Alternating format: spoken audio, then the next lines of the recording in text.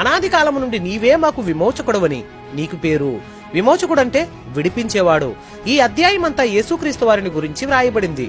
ఆది కాలం తర్వాత జరగబోయే పాపములకు బలిపశువు అనాది కాలములోనే నియమించబడింది అన్నమాట. ఇక అపోస్తల కార్యములో 15వ అధ్యాయం 17వ వచనం చూస్తే, పడిపోయిన దావీదు గుడారమును తిరిగి కట్టేదనని అనాది కాలము నుండి ప్రభువు తెలియపరిచిన సంగతులు. ఇక రోమీయులకు రాసిన పత్రిక 16వ అధ్యాయము 25వ వచనంలో చూస్తే, అనాది కాలము నుండి రహస్యముగా ఉంచబడిన మర్మము ఇప్పుడు బయలుపరిచింది అనే పౌలు గారు మాట్లాడుతున్నారు. ఇది కూడా అన్యజనుల గురించే. ఇక తిమోతికి రాసిన 2వ పత్రిక 1వ అధ్యాయం 9వ వచనంలో చూస్తే, అనాది కాలం మందే క్రీస్తు యేసునందు మనకు అనుగ్రహింపబడింది అన్న మాటను కూడా మనం చూడవచ్చు. ఇక్కడ కూడా అనాది కాలం గురించి రాయబడింది. తీతుకు రాసిన పత్రిక 1వ అధ్యాయం 3వ వచనం చూస్తే, అబద్ధమాట నేరని దేవుడు అనాది కాలం మందే వాగ్దానము చేసను అనే మాట ఈ అనాది కాలంను గూర్చిన ఆధారాలను మనకు చూపిస్తున్నాయి. ఇక తర్వాతి కాలాన్ని మనం చూస్తే ఆది కాలము, ఇది భూమిని కలిగిస్తున్న సందర్భం. ఆది కాండం 1వ అధ్యాయం 1వ వచనంలో మనం చూస్తే, ఆది యందు దేవుడు భూమి ఆకాశములను సృజించెను.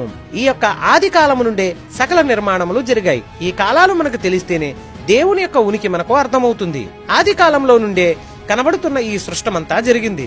ఇక దేవుడు ఎప్పటి నుంచి ఉన్నాడు అని మనం ఆలోచిస్తే, పురాతన కాలము నుండి అనే వచనం మనకు కనిపిస్తుంది. దీనిని ఒకసారి మనం పరిశీలిద్దాం.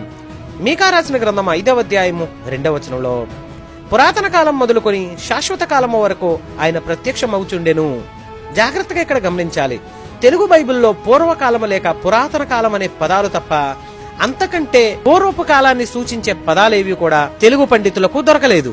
ఇక హైందవ పండితులు చెబుతున్న సనాతన అనే కాలము అది ఆది కాలమునకు సంబంధించిన కాలము, అనగా భూమి ఉత్పత్తికి మరియు ఆరంభానికి సంబంధించిన కాలం అనుకోవచ్చు.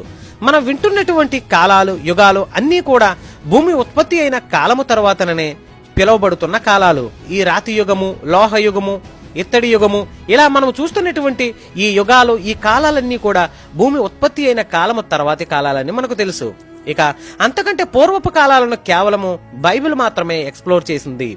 ఈ పూర్వకాలమునకు సంబంధించిన విషయమును గమనిస్తే, దేవుడు పురాతన కాలము నుండి శాశ్వత కాలం వరకు ఆయన ప్రత్యక్షతలు జరుగుచున్నవి. అంటే పురాతన కాలంలో ఆయన ప్రత్యక్షమయ్యాడు. ప్రత్యక్షత అంటే ఏమిటి?